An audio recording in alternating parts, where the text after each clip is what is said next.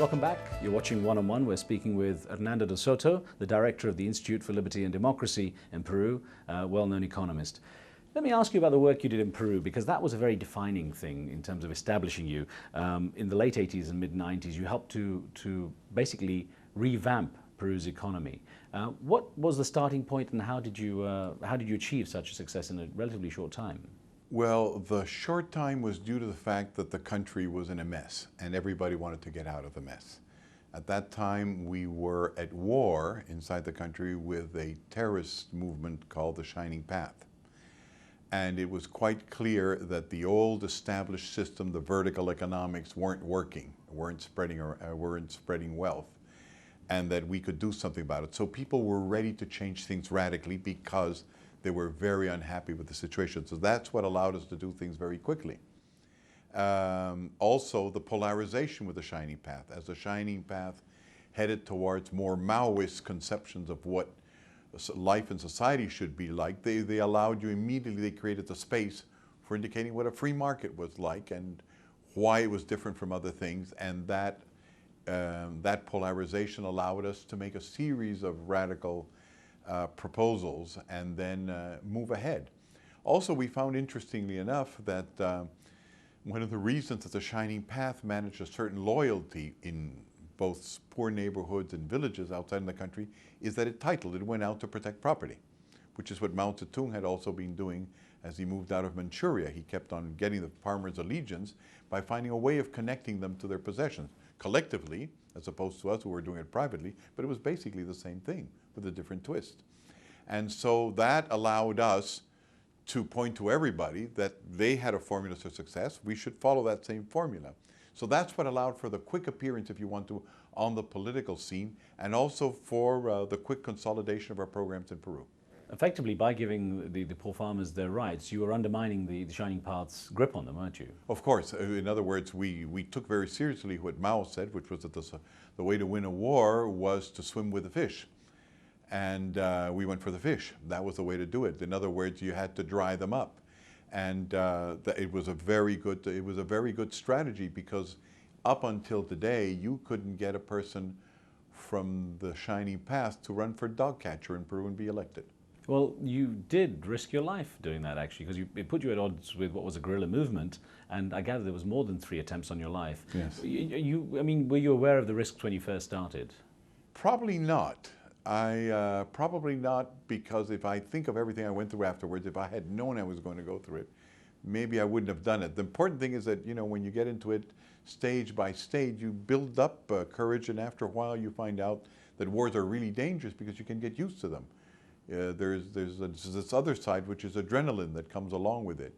And there are moments when you get scared. I remember when I wrote this book, The Other Path, which had to do with the other Shining Path, I had doubts just before it got published whether I was going to put The Other Path, because it was a direct challenge. And I do remember that during a week I hesitated until I looked at myself in the mirror and I said, what a coward you are. But it took me some time to get there. So yes, you do get into trouble, and I'm not too sure what would have happened if I knew what was going to happen. But when it happens, you become ready. What sort of things did happen?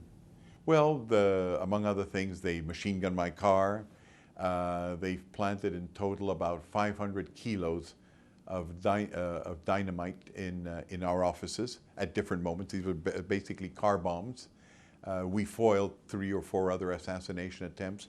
These were the logical things. Now, for us, of course, that was a criteria of success, because it wasn't typical for the Shining Path to attack a think tank. You see, they had even a certain, they thought at least that they had a certain intellectual prestige, that all of their movement was based on ideas. So traditionally, they didn't persecute other intellectuals, so to speak. But the fact that they decided to do it with us actually was a sign of success for us. We said, okay, we're becoming important. The reform programs we're doing and what we're saying is hurting them, until we got their secret newsletter. Not that secret since we were able to get it, but they had a newsletter that circulated, and they said, our recruitment has been going down, and it is due to De Soto's work. And so that to us was something that encouraged us very much. We thought we were having a successful war. Was day-to-day life pretty much hell for you personally?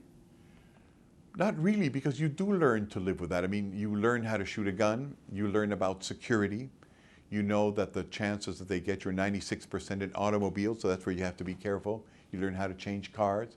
You learn that it's easiest that they get you when you're leaving your house because you can only go left or right. As you keep on advancing towards your office, wherever you're going, the options become 16 and 32 and 58, and that's harder. So you learn that you've got to be careful of where you're going, you've got to be careful of where you're going out, and that's where you take security. After a while, it's like learning to brush your teeth in the morning, take a shower, and do things in order. You learn to live with that. It's just part of it. And then it opens up other things. For example, you don't go out so much, you read more books, you stay at home. Lots of good things develop on the other side. You just learn to live that way. What, if any, complications were there for you being such a close advisor to the president at the time, Alberto Fujimori? Actually, at that time, it was pretty good because Alberto Fujimori was a democratically elected president. We were helping him and successfully kill inflation. We were in 1,700% inflation per year. By the time it was all over, we brought it down to 2 or 1%.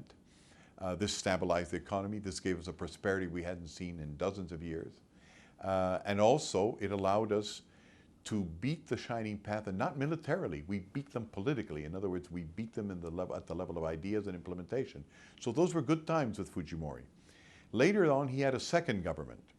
And in that second government, it is notorious that he hired some of the wrong people, some of which had been before, but they hadn't had as much power. And that a lot of these people were crooks, and they were criminals from from all the evidence that appears.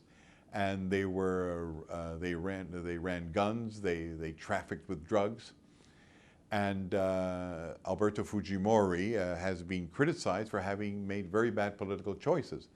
They haven't been able to pin anything on him personally, but he did get himself badly surrounded with people who have harmed the country. So if you want to, I've never had the problem saying I've got an issue with having worked with President Fujimori because I was with him during the good times while he was democratically elected and he had not violated the law or had some of these racketeers in a prominent position. And of course your work gained you a lot of recognition. How important is it to you personally to get recognition for what you do? Bill Clinton, I know, described you as probably the world's most important living economist. So how important is it for you to get that kind of recognition? Oh, it's very important because it means that people turn around and look at you and say, what is it that you're saying that's made President Clinton so interested? And that gives me an opportunity to make my case. So it's very important, of course. Do you find it hard to make world leaders listen to what you were suggesting? Not really, but that's because we've done a lot of the pre-processing. In other words, as we struggled to make our case during the war with guerrillas, as we struggled to make our case by learning how to draft laws and how to draft proposals, I then also learned how to write books and how to put things in books in a language that everybody could understand and with the priorities really of a head of state and the concerns. And I also learned after a while that whether you were in Peru or you were in Pakistan, we all reacted to the same concerns. We're not that different. The problem of underdevelopment, on the one hand, with the ideal being a market economy, produces the same reactions and the same concerns everywhere. So I have sat with many heads of state who, as a matter of fact, one of the first things they do is when they've invited me is show me my book in whatever language they've read it in and underline. So by the time I have met heads of state, I haven't had a lot of convincing to do. I've just had to make the last connecting of the dots to show how relevant it may be to other concerns they hadn't even thought about. But I haven't had, it's not been an uphill battle with each head of state. It's as if it were pre-cooked. It does no harm having your book in the libraries either. It does not harm. No, the books travel in different ways. And you've got to plan a book. You've got to strategize a book. You've got to decide who you're going to write to and what your readers are concerned with. Yes, very important. What are the biggest frustrations you felt in the job you do? The biggest frustration is to realize that the war I'm fighting is not going to be over by the time I die. I thought this was going to be quicker and easier. It's tougher, it's harder. It takes more time. It's not that you couldn't actually do all the reforms we want to do in 5-7 years. It's just that it's hard to do it for a variety of reasons. First of all, it's hard to find a leader, a government leader that is that single-minded. They'll want to do that and they'll want to do a few other things. Secondly, lots of countries have become complex decision-making processes. So those days that somebody could pick up an issue and just fly across the trenches with it are over, and you've got to convince a lot more people. So it's going to take more time. And is there anything in your life you feel you'd like to do personally for yourself you haven't had a chance to? Any particular goals you're aiming for? Oh, sure. I would have loved to have a big family. I would have loved to have much more than just simply 2 dogs. It's very hard to keep all of that together while you do all this traveling. It'll be for another life. How would you like to be remembered, Hernando? What would you like people to think was your legacy? Probably I try to do good. Don't think too much about it. Just probably that I try to do good. That would make me, and that they became convinced and that it was true that I tried to do good. That's what makes me feel right.